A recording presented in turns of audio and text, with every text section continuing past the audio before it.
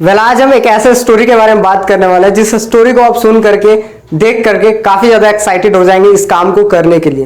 दोस्तों आज हम एक ऐसे स्टोरी के बारे में बात करने वाले हैं जिस स्टोरी को देख करके आप ये समझेंगे कैसे एक टेंट गाड़ने वाला इंसान अमीर बन पाया, कैसे एक टेंट गाड़ने वाला इंसान अपने सपनों को पूरा कर पाया, वो भी बिना पैसे लगा के।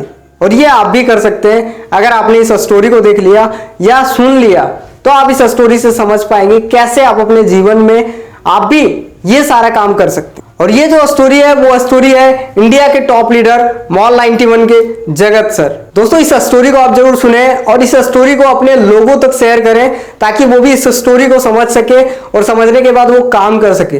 दोस्तों ये स्टोरी उतना आपके लिए वैल्यूबल है जितना आप इस स्टोरी का एडिफिकेशन करेंगे। जितना आप एडिफिकेशन करेंगे उतना ज्यादा आपको रिजल्ट मिलने वाला है इस स्टोरी से। खर्चा चलाना या फिर घर के राशन से लेकर के सारी चीजों की जिम्मेदारी खुद पे थी, क्योंकि पिताजी थोड़े मेंटली डिस्टर्ब थे और कमाई का कोई साधन नहीं था। बहुत मजबूरी थी, 10वीं की पढ़ाई उसी के कारण मेरी छूट गई।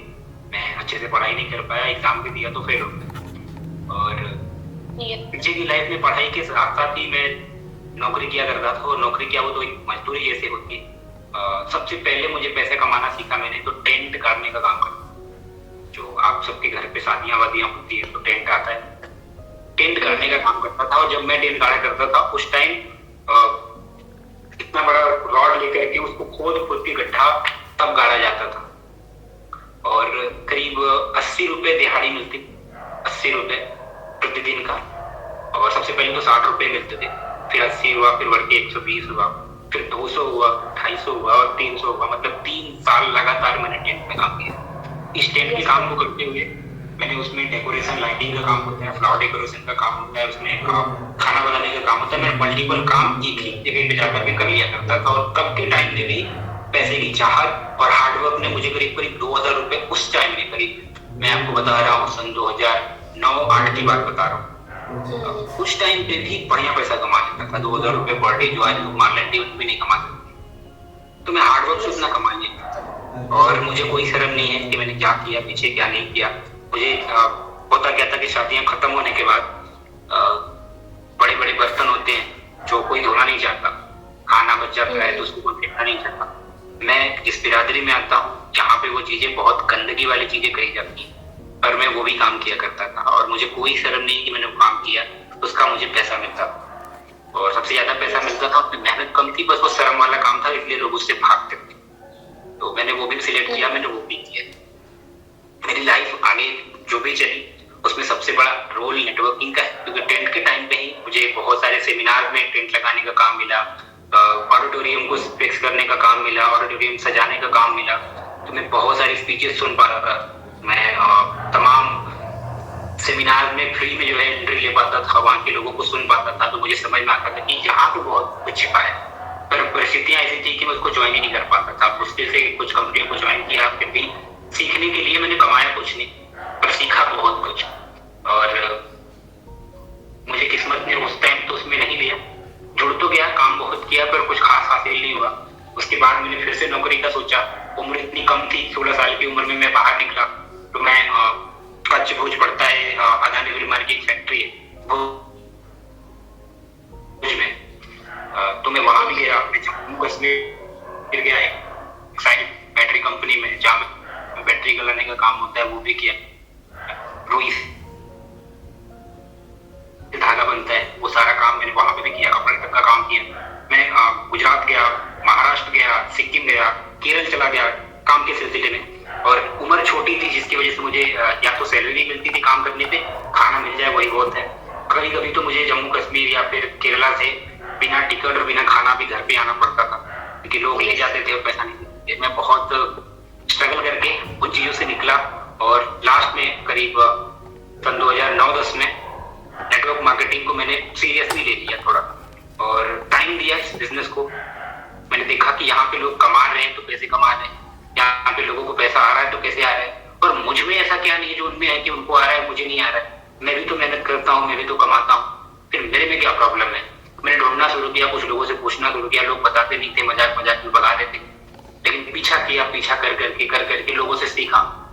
मैंने देखा कि लोग स्टडी करते हैं, लोग सेमिनार अटेंड करते हैं, लोग मीटिंग अटेंड करते हैं। मैं भी गया तमाम मीटिंग में गया, स्ट्रेटेजी समझ में आई कि लोग काम कैसे कर पाते हैं, ये बिजनेस है कैसा, इसमें क्यों पैसा आता है, ये चीजें समझने को मुझे। मैं सन 2008 में भी था, सेमिनार्स कर रहा था, तब तो पैसे के लिए कर रहा था, लेकिन उसके बाद जब मैंने 2010-11 में जब इन चीजों को देखा दोबारा, तो मैंने ये देखा कि यहाँ से पैसा कैसे कमाया जाता है। तब मैं लर्नर की तरह आया था और पहले आया था नौकर की तरह। जिस दिन लर्नर की तरह आया मुझे समझ में आया और उस चीज को खड़ा करने में ज्यादा से ज्यादा मुझे 2 साल लगा।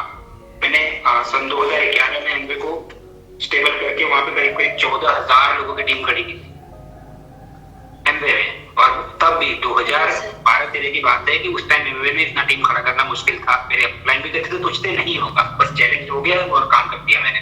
उसके बाद मैंने वेस्टीज भी की 1 साल में, वहां पे भी करीब 16-17 हजार लोगों की टीम थी मेरी। आज भी पैसा आ रहा है दोनों जगह से, ऐसा नहीं कि पैसा नहीं आता, पर मुझे वो सीरियसली काम नहीं करना था। और बाई गॉड मुझे करीब 2016-17 में वन एंड का साथ मिला। उससे पहले चैंपियंस में भी था, चैंपियंस में थोड़ी सी अर्निंग की थी, ज्यादा नहीं, मतलब करीब 1-1.5 लाख रुपए मैंने कमाए थे। और वहां से कॉन्फिडेंस बढ़ गया था कि मतलब फ्री से भी पैसा आता है। उसके बाद वन एंड मिला। वन एंड में मेरे पास पूरा पीछे का बनाया हुआ नेटवर्क जो मैंने करीब 7-8 साल में इकट्ठा किया है, वो पीछे का पूरा नेटवर्क मेरे काम आया।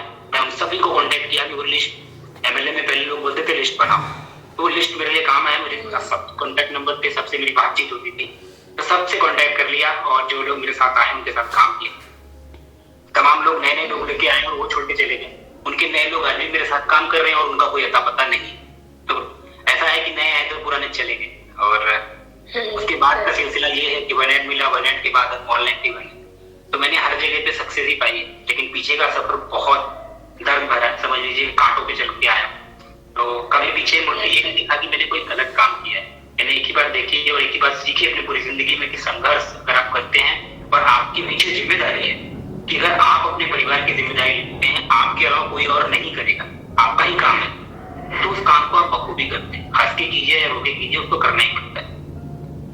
Yes sir. तो ये छोटी सी स्टोरी है, हमारी बहुत बड़ी नहीं है। और मैं चाहूंगा कि ऐसी जिंदगी आप सभी की ना हो। वैसे भी आप सभी के पीछे तो फैमिली में कोई ना कोई है सपोर्ट वाला, जो आपकी छोटी मोटी चीजें या घर की जरूरतें, घर का राशन, ये सारी चीजों को कर पाता है। ऐसा नहीं है कि अगर आप नहीं करोगे तो पूरा परिवार भूखा मरेगा। ऐसा नहीं है कि अगर आप रूम का किराया नहीं भरोगे तो आपको घर से निकाल दिया जाएगा। ये सारी चीजें आपके साथ नहीं है और भगवान न करे कि ऐसा किसी के भी साथ हो, लेकिन मेरे साथ हुई तो मेरे लिए अच्छा हुआ। क्योंकि आज उन्हीं सब का कारण है कि आज मेरे पास ऐसी कोई चीज नहीं। अगर कोई बता दे कि मेरे पास क्या नहीं है तो मुझे नहीं लगता कि मुझे यहाँ तक याद है ऐसा कुछ नहीं है जो मेरे पास नहीं है। और उन्हीं की देन है, वो वही पीछे का समय है कि आज मेरे पास जिस घर में मैं खड़ा हूँ ये घर भी है। उन्हीं का देन है कि मैं दूसरों को देखता था कि भाई इनके पास एसी है, इनके पास इनका रूम, एयर कंडीशन है, इनके पास बेड। मैंने हर एक चीज दूसरों की देखी थी और मैंने लाइफ में सोचा था कि एक दिन ये मेरे पास होगा। आज वो हकीकत में है। Yes sir. और अगर मैं कहूँ कि नेटवर्क मार्केटिंग ने क्या किया, तो मुझे लगता है कि नेटवर्क मार्केटिंग ने मेरे सारे ड्रीम्स पूरे कर दिए। अब मुझे कुछ चाहिए नहीं।